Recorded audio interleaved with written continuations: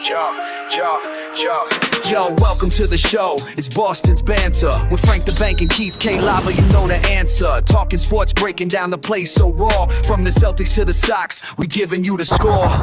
Catch the vibe, we coming live. Filling up your feed, let the passion thrive. Every dunk, every run, we analyze the moves. Shout out to the fans, feel the rhythm and grooves. From Gillette to the Garden, we ain't missing a beat. Frank and KLava bring the fire, can't accept defeat. What up, what up, what up? Welcome back to Boston's Banter, where the sports are wicked and the banter is pissa. I'm your host, Frank the Bank. With me, as always, is Keith KLava, LaCava. What's going on, Brose Canseco? Nothing much, Joe Burbro. Burbro, I like it. I do like it. We don't have a big show today, kind of a short show, but let's jump right into the Wicked Pissah news. Yes, sir, Frankie. We're going to start with some more notable NBA moves from this past week. That's all. So the Spurs signed big man Victor Wembanyama to a 5-year, $252 million maximum rookie scale contract extension. Now, mind you, Frankie, entering his 4th season in already All-NBA, Defensive Player of the Year, and he helped obviously lead the Spurs to the finals last year. The Spurs want him locked up for the foreseeable future. Yeah. The Jazz actually signed big man Mo Bamba to a 2-year deal. Now, after being the 6th overall pick to the Magic in the 2018 NBA draft, he's been shipped around the league playing for 7 teams. He hasn't done much. And he was even on a pair of 10-day contracts with Utah last season, so we'll see how he does this year. Obviously, they wanted to bring him back, and especially it's on a 2-year deal this time. Why not? The Knicks re-signed Jordan Clarkson to a 1-year, $3.9 million deal. You know, he's a good piece coming off the bench. Not bad. Yeah, veteran presence. Yeah, it's pretty good. And the Bucks, they re-signed guard Gary Trent Jr. to a 4-year, $64 million deal. Not bad. Well, Frankie, actually, in other NBA news, we got a pair of former teammates that were actually brawling, getting into a fight in Las Vegas during the Summer League. This is crazy. We got to break this down real quick. Apparently, Heat big man Bam Adebayo punched his former Heat teammate Tyler Herro in the face, who obviously now plays for the Bucks after the Giannis trade. This all went down at a Las Vegas hotel practice court, and the reason behind it is supposedly Herro made comments on social media criticizing Adebayo's defensive tendencies. Adebayo approached Herro, some words were exchanged, and then it turned physical. It's also being reported that this altercation happened in front of Herro's AAU team. Got some real bad blood brewing between Miami and Milwaukee, and regardless of that trade, there's actually a pic circulating, and here it is right here online, that kind of shows Herro's swollen eye after the incident. Adebayo is a big dude. It could have looked way worse. You know what I mean? Man. He's like double the size of Herro. And if it just looks like that, like we saw the pic, man, it could have looked way worse, bro. That's crazy, honestly. So, ironically, the Heat and the Bucks, they were playing each other in the Summer League around that time, and Herro was interviewed during the game where he said, "It's all love in Miami, but, you know, that's a crock of shit." He's mad as hell. And then when they actually brought up to him the supposed altercation and everything, he said no comment, of course.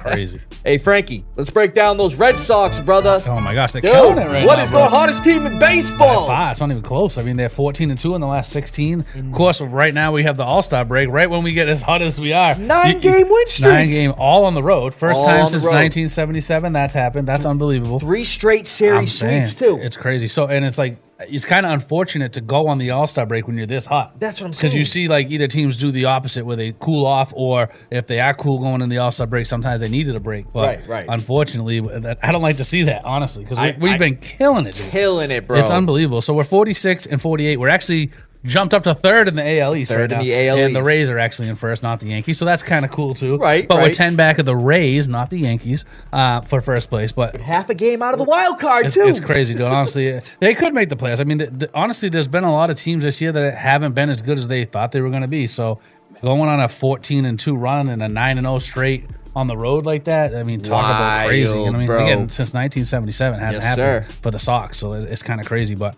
8-1 win over the White Sox, 5-0 win over the White Sox, 2-1 win over the White Sox. I mean, you only gave up 2 runs in 3 games against the White Sox. You like that? Absolutely. Then you go to the Mets, 6-2 win over the Mets, 4-0 win over the Mets, and then a 3-2 win, down 2 going into the 9th. We tie it up. We win it in extras. That was a huge game. But again, if you look at those 6 games from this past week, dude, you only gave up 6 runs. Total. Right. That's what I'm saying. That's like unreal. And our pitching has been, we talked about the pitching phenomenal for the last couple of weeks, has been unbelievable. Yes, sir. So it's like now if we can get some bats going, I mean, a lot of these 6, 5, 8, 4, 3-2 you don't like to see, but anything 4, 5, and more, that's what you want to see. You know what I mean? Absolutely. So they've been really hot. Honestly, it's good to see. Killing it, bro. Again, I hope the All-Star break doesn't cool them off, because you just want to see them, just keep going at it, and it could be a great turnaround for the season, honestly. Right. Absolutely, Frankie. And that's all we got for the Wicked Pissah news. No NFL news today, brother. Nothing. But we're going to get into Lava Round with that. Let's go. Again, short episode, short Wicked Pissah news. Let's jump into the Lava Round. We got fantasy players to avoid this week. We're going to do 1 quarterback, 2 wide receivers, 1 running back, and 1 tight end, 1 defense. So yes, sir. Why don't we jump right into quarterback? Who do you not like this year, or in terms of where they're going drafted-wise? Right. I know you might like the guy, but he's kind of going too high. What do you got? So, Frank, I know this guy's actually going to get drafted in 100% of leagues, but somebody that I'm going to avoid, considering where his ADP is Chiefs quarterback Pat Mahomes. Wow, okay. So regardless of the fact he is coming off a major injury with the torn ACL and LCL late last season, the Chiefs' offensive scheme is changing as well. Yep. Chiefs are shifting toward a more balanced run-heavy attack, which when Mahomes returns from injury will reduce his pass volume and scoring upside. Also, his numbers have regressed the last few seasons, including having deep ball struggles. He hasn't topped 30-plus touchdowns the last 3 seasons, and even in 14 games last season before the injury, he only threw 22 touchdowns. Turnovers have been an issue for Mahomes as well, having 11-plus interceptions the last 5 seasons, and Mahomes currently has an ADP of 96 and is listed as the QB 11 on Yahoo Fantasy, so it's obvious Mahomes will get taken by those going QB late, obviously, like I was just talking about. He's going to get taken. Of course he's going to. But I wouldn't grab him earlier than round 9, Frankie. I like that. I'm actually going Jalen Hurts. I like Jalen Hurts a lot. I always have. I've been a big fan of his. But he's on his 11th offensive coordinator, including his college years. I mean, you think about how long he's been in the NFL and like his college years. I mean, it's almost 1 a year. I know. It's kind of crazy. So he's on his 11th. You don't know what it's going to look like yet. He lost A.J. Brown, right? So at some point you think, one, he's not going to, the tush push, will it get banned? Who knows? But people are starting to learn how to stop it. One, the offensive coordinator might be giving those balls to Barkley now versus letting him run every 1-yard touchdown in. Right. And again, losing A.J. Brown is huge. So I feel like he's going to be good, but he's currently going in like the 6th round. Like 69th overall is roughly his ADP in most leagues. So it's like, I'm trying to fall back a little bit on that. I mean, maybe if you get him in the 8th or 9th, then it's starting to look a little better because you don't know what the offense is going to look like. And that's kind of scary. And again, if his rushing goes down, his fantasy value goes way down because he's like way towards the back for passing yards and passing touchdowns. So that's why I'm kind of avoiding him this year. I usually like to take him, but I am going to actually had him last year in your league. I had to trade for Drake May, bro. I'm saying he's not a bad fantasy guy when he's getting the rushing upside. But if the new OC is like, you know what, we don't want to get you hurt, we're going to give it to Barkley. Why, we have this great back here. Why not? So again, till you see what it's like, you gotta, kind of give it some thought there in terms of rounds. Like, 69th overall. I mean, it's kind of high for me. And get your mind out of the gutter too. By the way, 69. Anyways, why don't we move on to running back? Who you got at running back? Yeah, so Frankie, this dude's actually probably gonna go late first, maybe early second, but I could still see him going to the first. But I'm gonna try to let Dolphins running back Devon Achane slide. I've seen a lot of people letting him slide a little bit. So I'm not a fan of anybody on Miami's roster this year. Like I said, I could see them going 0-17. Achane currently has an ADP of 13 on Yahoo, and it is projected late first, early second. And with that value, it makes me nervous, Frankie. I'm not going to lie. He will be heavily relied upon, but with a new quarterback at the helm in Malik Willis, who tends to scramble more and push the ball downfield, which could negatively impact his PPR value on checkdowns, which obviously Achane excels at. The Dolphins also have the weakest wide receiver room in the NFL this season, which would allow opposing defenses to stack the box and limit his. Of course, that's what I'm saying, and limit his big playability. And in a struggling offense, his touchdown upside could take a hit. Mind you, Achane with his lighter build at 5'9", 191 pounds, and having he's already dealt with calf and rib issues. That raises concern. They can't overuse him. He's a smaller guy. That's what he was one of the guys that was right up there with you. So, and considering how much he will be relied upon, I mean, not saying he won't make plays. I just think things are going to be really tough on Miami's offense this season, and Achane as well. I like that too. I mean, I'm not taking him the first time. If he's there late second, then you got to obviously think about it. He's going to get check downs, but not as many.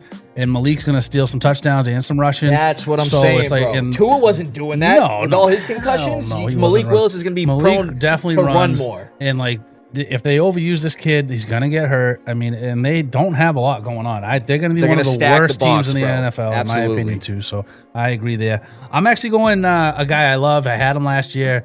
He was phenomenal last year for me, but it's Travis Etienne. Okay. So it's like he's going 3rd, 4th round right now, roughly, and it's like crowded backfield. It's a crowded backfield. I love Kamara too. They're both unbelievable fantasy over the years, right? Absolutely. Especially the last couple for Etienne, especially this last year for Etienne. It was his best fantasy year, but it's like if you think about what it's going to look like, it's like they both can't be top running backs, right? No, they can't. So they're both going to be what? RB2, fringe RB2 running backs if you look at it. I mean, it's like Kamara, who's even the starter right now? It looks like probably Etienne, but Kamara's going to be out there. He can catch the ball better than any back. So it's like they're going to eat away from Etienne's catches by having Kamara out there on a lot of 3rd downs. If they're doing split backfield, that's cool. But again, it's going to be one of those situations like which back is it going to be this week?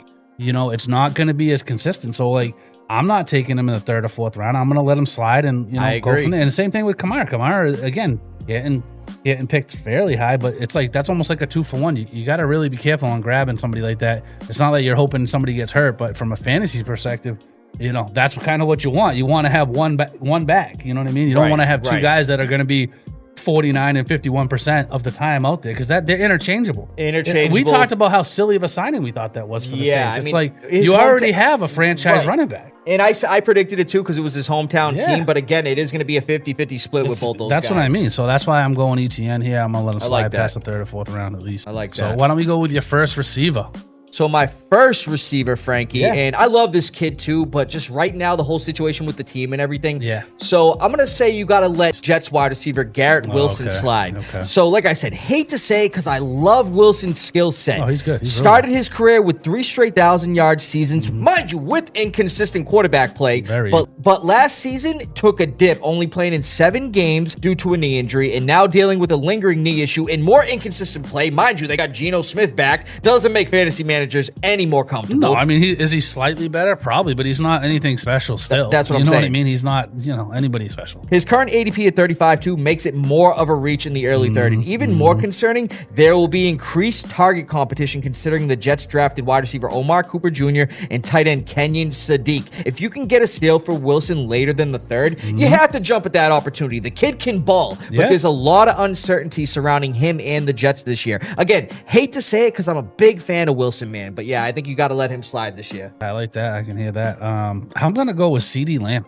So he's one of my favorites. Okay. Like, he's unreal. But if you think about what's going on in Dallas, like, it's like, are you going to take him in the 2nd round where he's going?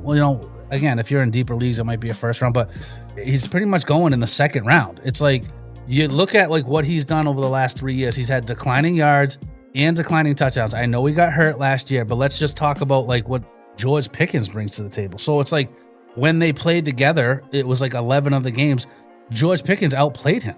So it was kind of like one of those things like, what do you do? So it's like if you look at from average for CeeDee Lamb in 11 games, he averaged about 78 yards on 5.4 catches a game. That was his average, 14.8 fantasy points in a standard league setting, okay? Right. Pickens, over the course of last year, had 6 catches on average and 94 yards a game and 18.1 fantasy points a game on average. So it's like, why would you take CeeDee Lamb over Pickens? And like, again, that could be another numbers. Yeah, you still have another situation where like, who's going to go off this week? Right. And if you look at CeeDee Lamb's drop rate, it was one of the worst in the league. I think he was 2nd or 3rd worst drop percentage rate in the league.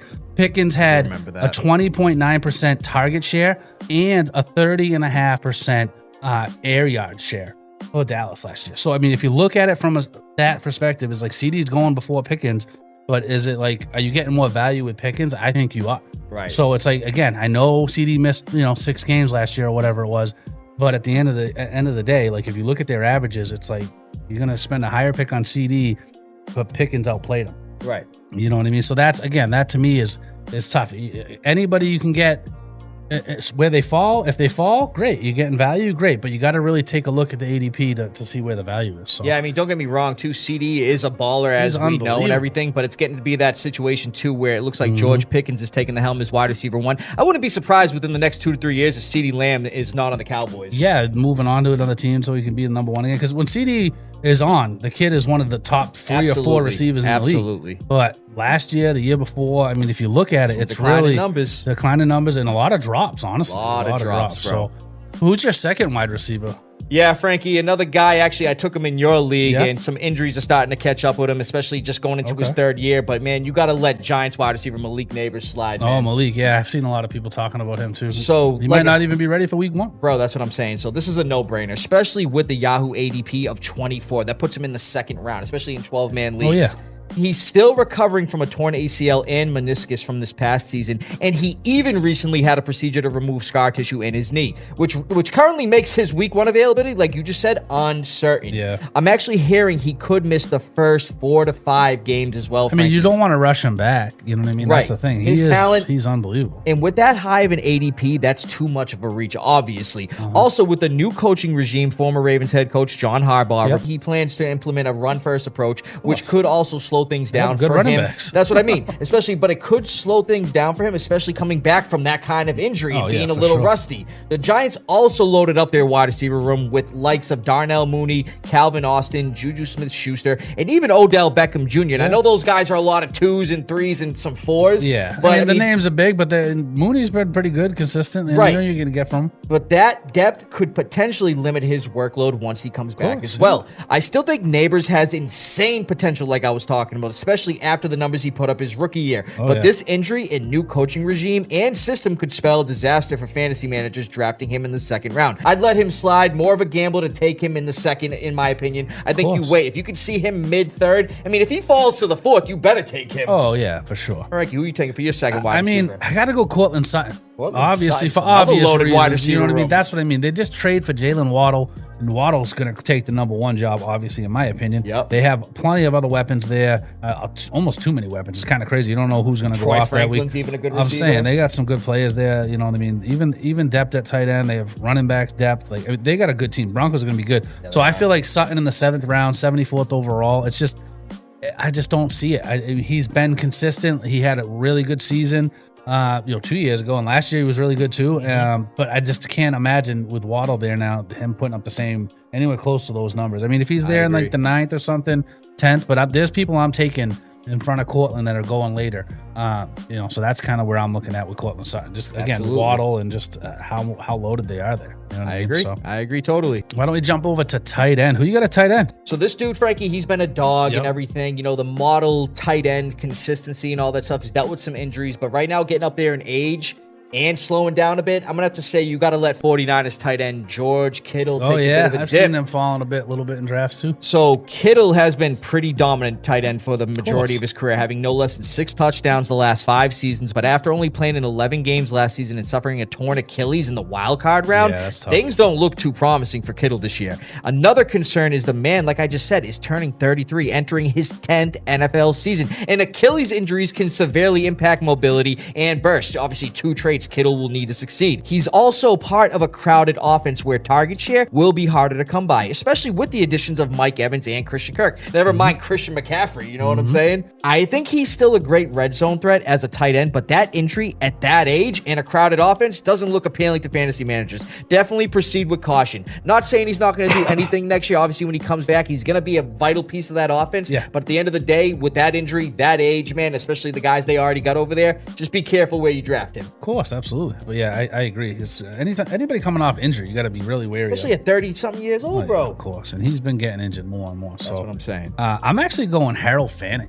Wow. I know he went crazy last year. Okay. They do have a new coach, Todd Monken. He was the OC for the Ravens. That doesn't scare me because Mark Andrews was always fairly consistent. And Isaiah Likely. Yeah, and Likely was pretty good too. So that doesn't scare me so much as that Deshaun Watson coming back and looking like the number 1 most likely. So his days, obviously, as a Texan, you don't remember many of the tight ends going crazy. It was always the wide receivers having big games, right? So, but if you look at how bad Deshaun Watson's been, right? I actually like it. I would rather see Shedeur Sanders be the quarterback for Harold Fanning. Same. Because last year, Fanning had 107 targets, right? A 21.3 target share. Which was crazy. So that's with Shedeur as the quarterback. So it's like if you look at the targets and the target share, it's great. What else scares me is that Cleveland spent 2 top 40 picks on wide receivers. They took KC Concepcion and they took Denzel Boston. So it's like Is he going to lose some targets with Deshaun? Absolutely. With 2 new receivers that are top 40 picks. Right. One, it was what, 12th overall or something like that? I mean, fairly high. High pick in the first round. I mean, yeah. And you have Deshaun Watson coming back. So it's like he's being taken as like the 7th tight end. You got to just really take a look at where he's being drafted. I like that, actually. You look at it as like, could he repeat what he did last year? I don't know. He was a surprise. He's not going to surprise people this year. Right. It's one of those things. Could have a sophomore slump. Again, I think he's nasty. I do, but too. Again, it depends who your quarterback is, honestly, is how I'm looking at it. So Absolutely. It's like, plus I feel like they're going to be pretty awful. So he built, like you said, he built a chemistry with Shador Sanders. So obviously that Shador was changes. looking for him every Who day. knows how Deshaun will be with him? That's why he's like whole new team, coach. That's regime. with me. It's like you got to really take a look where you get him. If you're banking on him being your starter, it's a boomer bust type thing. Absolutely. He could go crazy, but he could also be much worse than you think. Right. I like Shador starting with him. So why don't we jump over to the defense? What you got for defense? So Frankie, you were just talking about that team, and I'm gonna be bringing up the Browns defense. The Browns. Avoid them. Yeah. I'm gonna bring up why. Of course. So the Browns were a top defensive unit last season, number 4th overall and 3rd in pass defense. But regardless of an easy schedule, which they do have this year, I'm not a fan of how this defense will look at all, brother. For starters, and the most obvious, they traded defensive end Myles Garrett to the Rams, and without him drawing double teams, that will make things harder, even for the newly acquired Jared Verse, who is a dog. But to create any consistent mismatches, man, you don't have that one guy who's getting double teamed constantly. That's where the mismatches are made, obviously. A weaker defensive line also forces guys like cornerback Denzel Ward to cover receivers longer, increasing the likelihood of giving up big plays. And in a new system, terrible offensive production, which leads to terrible field position, and defensive fatigue from frequent 3-and-outs, forcing the defensive back on the field. With short rest, fantasy appeal for the Browns defense will take a huge dip, and so will their season numbers, but you never know. I do know this, though. I won't be drafting them. Still can't believe they traded Myles Garrett too, Frankie. I mean, Browns, I'm telling you right now, they ain't even going to be a top 10 defensive unit this year. Yeah, that's crazy. I don't think Jared Verse alone is going to be taking them over the top. No, absolutely not. So, I mean, I have a couple that I'm kind of like, where they're going, I'm not a huge fan of, but the real one is like Seattle. Seattle's defense is phenomenal. It's being taken as the second defense. They lost a few guys. Well, it's more the schedule, Super Bowl hangover. The division's obviously very tough with the Rams putting up points, but they have the 11th hardest schedule this year. Last year they had a much easier schedule. They lost some guys. It's going to be a Super Bowl hangover. And then in the same division, the Rams. I know they got Myles Garrett, but now they have the 5th hardest schedule. So they're getting taken as like the 6th, 7th overall defense. So it's like, again, some of those games just against each other, there was a ton of points put up, right? Against Seattle versus the Rams. So some of those guys you really got to look at. I think the Rams, people are going to be picking the Rams for that hype for the Myles Garrett going there, obviously. So there's going to be teams like reaching on that. You just got to be careful on that because they have the 5th hardest schedule this year. They had a much easier schedule last year. And that division looks really strong again. 49ers are fully healthy almost. It's like, Kittle, as long as Kittle comes back healthy. But that division is going to be really scary and points are going to be put up. So it's like, it's going to be tough for Seattle. Those two teams in general, you just second defense. Can Seattle repeat like what they did last year? I don't know. Much harder schedule this year. So yes, sir, Frankie. I love it. So we'll see what happens, brother. But like I said, man, obviously a lot of those guys are going to get drafted, but you just got to be careful. Yeah, just where you get them, of course. Every one of these guys are going to get drafted. It's just where you pick them up. That's right, brother. So another great show, another great lava round. Thank you guys for liking, subscribing, all that, and good luck in your fantasy drafts. Absolutely. And you know what I mean? Like it's just right around the corner. You know what I mean? It's going to be great. So Odysseus, don't you remember? Remember what? Yeah. What? Frankie, finish your lines, bro. Again, good luck, everyone. Thank you. Fantasy football, man. Like and subscribe, and you guys are the best. And Thunder. Fire. Death. Boston's Banter. Okay. Yeah. Boston's Banter. The death part kind of scared me, I don't Frankie, like but that part, they're at least shouting out the show and everything, whatever that was. That's awesome. And Frankie, I know the name Odysseus, and I'm sure I know what it is, but how about you break it down? You know what it is. The Odyssey. Gonna be a great movie. This is a long movie, too. I heard it was like 4 hours almost. All-star cast, bro. This cast is unbelievable. You know what I'm see saying? This looks dope. You hear that, bro? Yeah. Okay, so every time this happens, man, something gets up with the room. Yeah, the room never stays right. Oh! Like you just said, dude, the room can never stay clean, bro. It gets fixed and then this shit happens. Every time. Frankie, we gotta do something about this. Let's get up on out of here, bro. From Beantown to your town, stay Wicked Pissah. Foxborough to your borough. Thanks for listening, everybody. We're gonna see you next week. Frankie, we gotta do something about this. Let's do it, bro.